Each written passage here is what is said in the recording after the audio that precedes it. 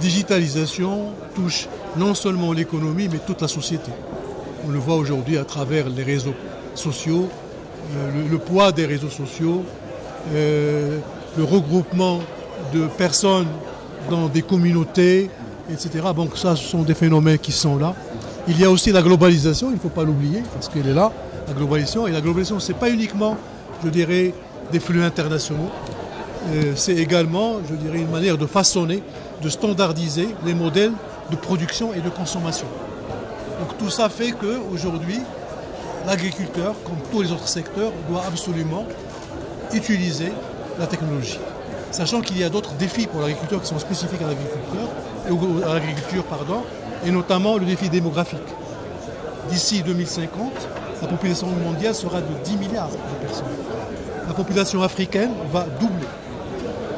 Les villes vont se trouver avec plus de 2 milliards 400 millions de personnes supplémentaires qui vont habiter les villes.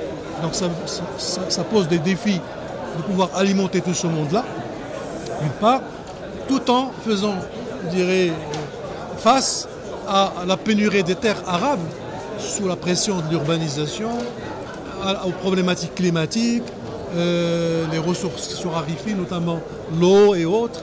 Donc tout ça nécessite quand même d'utiliser de nouvelles technologies pour y faire face. La technologie est là.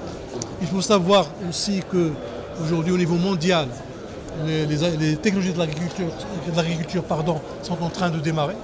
C'est, je dirais, le secteur le moins avancé en termes de digitalisation, ce qui est une très bonne nouvelle pour les startups africaines, parce que ça veut dire qu'il y a de la place à prendre. Il faut y aller. Il faudrait leur permettre justement d'émerger en leur facilitant la tâche, en créant un environnement favorable à leur développement en termes d'accès au financement, peut-être même d'aide s'il le faut. Il faut aussi préparer les agriculteurs, il ne faut pas l'oublier, pour faire de l'alphabétisation des agriculteurs, les sensibiliser à l'intérêt de toutes ces technologies.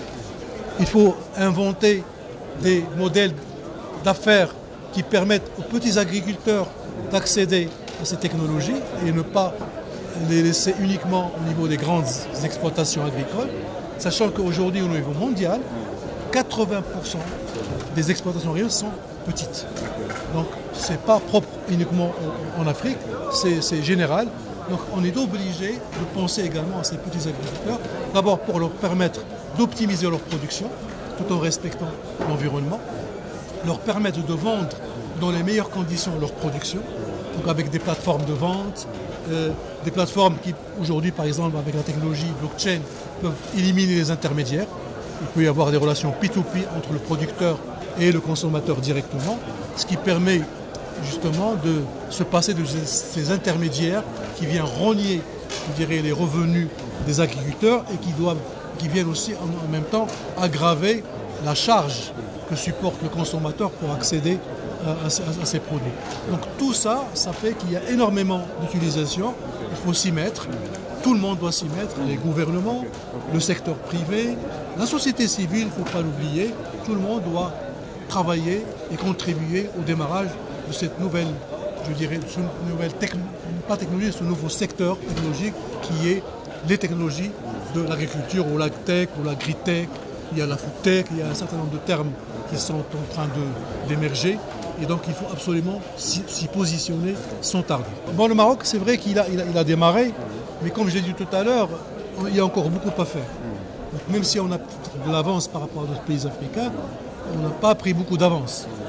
Donc le Maroc, aujourd'hui, grâce au plan vert, il a mis en place un écosystème, je pense, qui a réussi, notamment avec les agrégateurs. Donc on peut par exemple offrir ces technologies aux petits agriculteurs en passant par les agrégateurs.